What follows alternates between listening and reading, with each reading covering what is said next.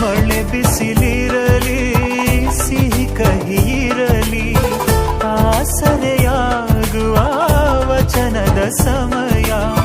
ಮಂಗಲ ಸೂತ್ರದಿ ಬಾಳಿನ ಪಟವು ಬಾಣಿಗೆ ಏರುವ ಪಯಣದ ಸಮಯ ನಲುಮೆಯ ದೇವಣ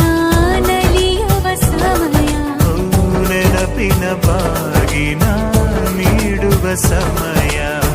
ಅಗ್ನಿ ಸಾಕ್ಷಿಯಲ್ಲೀಗ ಅಂತರಂಗ ಮಿಲನ ಚೆಲುವಿನ ತನದ ಸಮ್ಮಿಲನ